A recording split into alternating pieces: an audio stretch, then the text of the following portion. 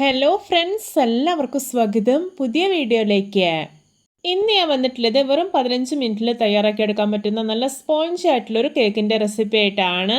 Video കണ്ടിട്ട് ഇഷ്ടപ്പെടുവാണെങ്കിൽ like ചെയ്യുക, ഷെയർ ചെയ്യുക, കമൻറ്റ് ചെയ്യുക, ചാനൽ സബ്സ്ക്രൈബ് ചെയ്യാനും മറക്കരുതേ. പിന്നെ ഫേസ്ബുക്കിലൂടെയാണ് വീഡിയോ കാണുന്നതെങ്കിൽ പേജ് ഫോളോ കൂടി ചെയ്യണേ. അപ്പോൾ നമുക്ക് നേരെ വീഡിയോയിലോട്ട് പോവാം. ആദ്യം കേക്കിന് വേണ്ടിയിട്ടുള്ള ബാറ്റർ റെഡിയാക്കാം. അതിനായിട്ടൊരു ബൗളിലോട്ട് ഒരു ഗ്ലാസ് പാൽ ഒഴിച്ചു കൊടുക്കാം. ഇനി ഇതിലോട്ട് ഒരു 1/2 ടീസ്പൂൺ ഇൻസ്റ്റൻറ്റ് ഈസ്റ്റ് ചേർത്ത് കൊടുക്കാം. എന്നിട്ട് നല്ല പോലെ ഒന്ന് മിക്സാക്കി എടുക്കാം. ഇനി ഇതിലോട്ട് മധുരത്തിന് ആവശ്യമായിട്ടുള്ളൊരു 1/2 ഗ്ലാസ് പഞ്ചസാര ചേർത്ത് കൊടുക്കാം. എന്നിട്ട് വീണ്ടും മിക്സാക്കി എടുക്കാം. ഇപ്പോൾ ഇതാ മിക്സാക്കി എടുത്തിട്ടുണ്ട്. ഇനി നമുക്കിതൊരു 20 മിനിറ്റ് ഒന്ന് റെസ്റ്റ് ചെയ്യാൻ വേണ്ടിയിട്ട് മാറ്റി വയ്ക്കാം. ഇപ്പോൾ ഇത് 20 മിനിറ്റ് ആയിട്ടുണ്ട്. ഈസ്റ്റൊക്കെ ആക്ടിവേറ്റ് ആയിട്ടുണ്ട്. പഞ്ചസാരയൊക്കെ നല്ലപോലെ മെൽറ്റായി കിട്ടിയിട്ടുണ്ട്. ഇനി ഇതിലോട്ട് ഒരു 1/2 ടീസ്പൂൺ വനില എസൻസ് ചേർത്ത് കൊടുക്കാം. വനില എസൻസ് നിങ്ങളുടെ കയ്യിലില്ല എന്നുണ്ടെങ്കിൽ ഏലക്കപ്പൊടി ചേർത്താലും മതി. ഇനി ഇതിലോട്ടൊരു 3 ടേബിൾ സ്പൂൺ നെയ്യ് ചേർത്ത് കൊടുക്കാം. ഈ നെയ്ക്ക് പകരം നിങ്ങൾക്ക് ബട്ടറും ചേർക്കാവുന്നതാണ്. എന്നിട്ട് നന്നായിട്ടൊന്ന് മിക്സാക്കി എടുക്കാം.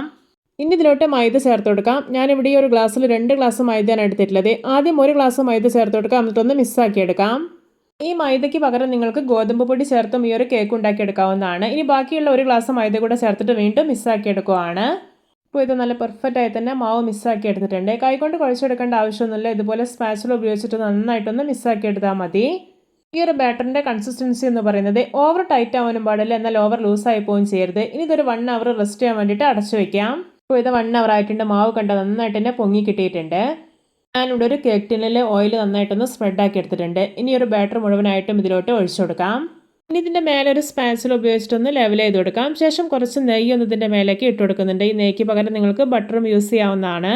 ഇനി ഇതൊന്ന് ടാപ്പ് ചെയ്ത് കൊടുക്കുകയാണ്. എന്തെങ്കിലും ബബിൾസ് ഒക്കെ ഉണ്ടെങ്കിൽ അത് പോയിക്കോളും. ഇനി ഇത് ബേക്ക് ചെയ്തെടുക്കാം. അതിനായിട്ട് ഞാനിവിടെ ഒരു കടായി ഒരു 10 മിനിറ്റ് അടച്ചു വെച്ച് പ്രീ ഹീറ്റ് ചെയ്തെടുത്തിട്ടുണ്ട്. ഇനി ഒരു കേക്ക് ടിൻ ഇതിലേക്ക് ഇറക്കി വെച്ച് കൊടുക്കാം. ശേഷം ഇത് അടച്ചു വയ്ക്കാം. ഇനി ഇതൊരു മീഡിയം ഫ്ലെയിമിൽ വെച്ചിട്ട് 15 മിനിറ്റാണ് ബേക്ക് ചെയ്തെടുക്കേണ്ടത്. ഇപ്പോൾ ഇതാ 15 മിനിറ്റ് കഴിഞ്ഞിട്ടുണ്ട്. കേക്ക് എന്തായെന്ന് തുറന്നു നോക്കാം. ഇതാ നമ്മുടെ രുചികരമായിട്ടുള്ള നല്ല സ്പോഞ്ചി ആയിട്ടുള്ള ഇറ്റാലിയൻ കേക്ക് റെഡി. നോക്കിയേ, കാണുമ്പോൾ തന്നെ കൊതി വരുന്നില്ലേ?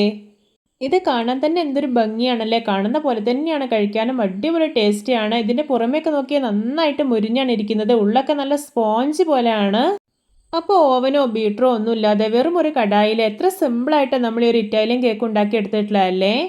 ഇത് ഉണ്ടാക്കാനാണെങ്കിലോ നമ്മുടെയൊക്കെ വീട്ടിൽ എപ്പോഴും ഉണ്ടാകുന്ന വളരെ കുറഞ്ഞ ഇൻഗ്രീഡിയൻസ് മാത്രം മതി. എല്ലാവർക്കും എൻ്റെ simple and tasty Italian cake recipe ഇഷ്ടപ്പെട്ടെന്ന് വിചാരിക്കുന്നു. ഇഷ്ടപ്പെട്ട സപ്പോർട്ട് ചെയ്യാൻ മറക്കരുതേ. അപ്പോൾ ഇതുപോലെയുള്ള വെറൈറ്റി വീഡിയോകളായി നമുക്ക് വീണ്ടും കണ്ടുമുട്ടാം. Okay, bye bye.